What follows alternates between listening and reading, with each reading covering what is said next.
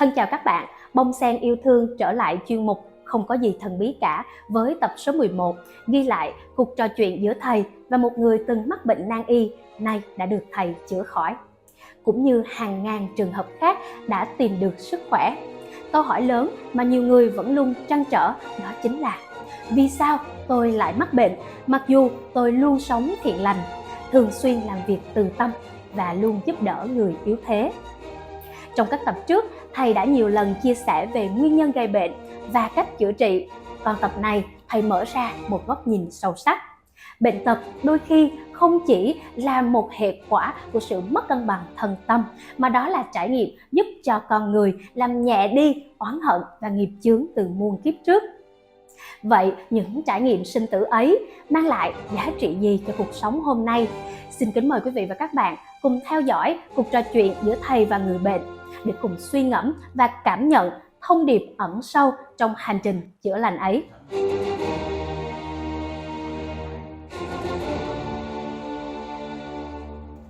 Là tại sao mình cũng gọi là làm phúc đi thì không phải là cho mình, cái đấy là bình thường thôi, mình làm rất là vô tư thôi, mình làm không mong người ta trả lại vẫn bị ý nghĩa là vẫn bị dạ, mà cái đó thì đúng. Mà tại sao bệnh tật nó lại đi vào mình? Thì cùng cứ nghĩ là đi làm phúc để được cái này cái khác này thì sai rồi. Yeah. Câu hỏi thế là mình nghĩ là không bây giờ không ngờ được thì đúng không? Đó là sai mà đúng không? Con thì con không bao giờ con nghĩ là được cái gì hết. Con đi làm. Ê, cô vừa nói mà hôm qua ao là chị có nói là con thấy con sống cũng tốt, con rất là đúng mà đạo đức rồi tốt lắm, mà tức là cái không riêng chị cũng gặp rất là nhiều người hỏi câu này. chúng ta có sẵn cái đó trong người rồi mà chúng ta nói rằng chúng ta đòi hỏi là không đúng. Cái có có sẵn như là cơm ăn nước uống hàng ngày của chúng ta. Mà tại sao nó không có lại có đi có lại là không phải là phúc nữa. Yeah. Khi mà con học vỡ lòng á là con thấy những người mà mù á, thầy kìa, mà đi có đường là lúc nào cũng sát qua đường. Yeah. Đấy, những cái rất là nhỏ như thế thôi, lớn lên đi xong rồi dần không bao giờ là nghĩ là làm một cái gì đó để mình được hưởng cái gì đó. Yeah. Không bao giờ.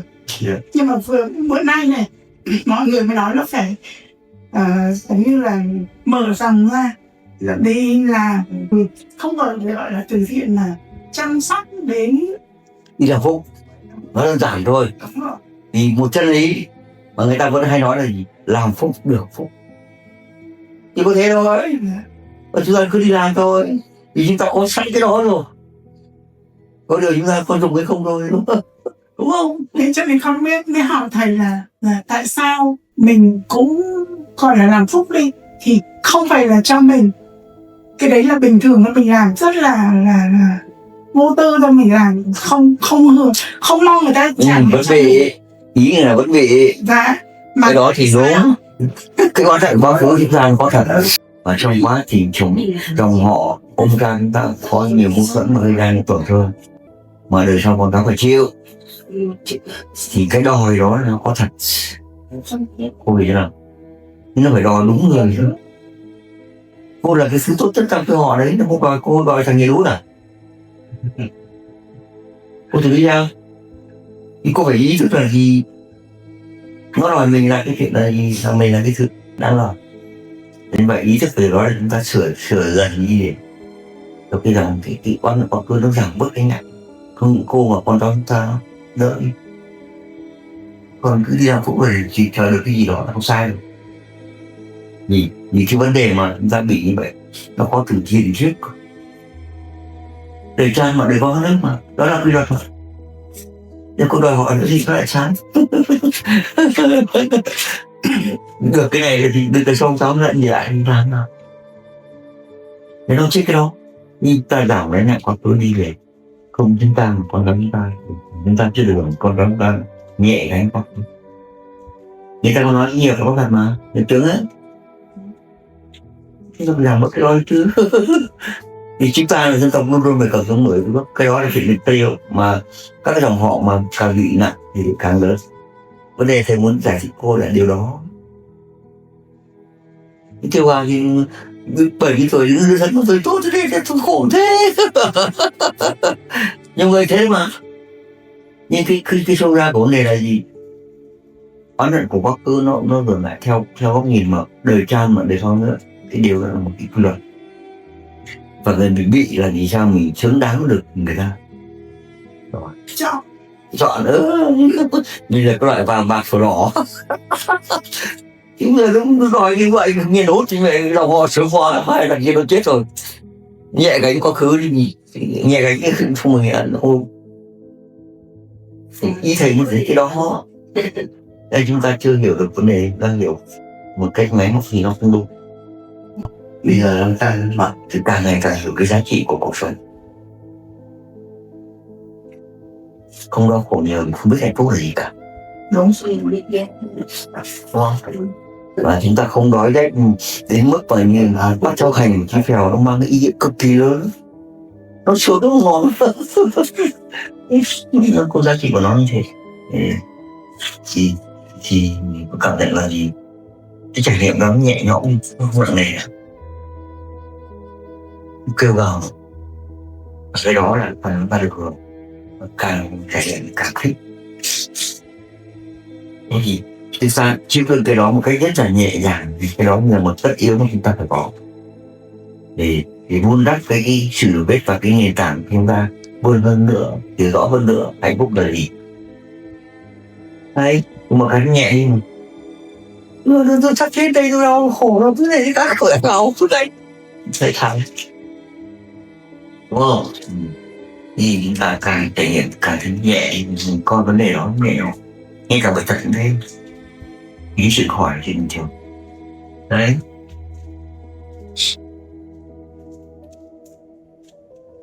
Tôi một điều rất là rõ là gì, cả chiến sĩ cách mạng của chúng ta những năm trước cách mạng ấy, họ đi tù đi tội rất nhiều lần, họ vẫn trở về tổ quốc lại gần cao đâu lại tiếp tục.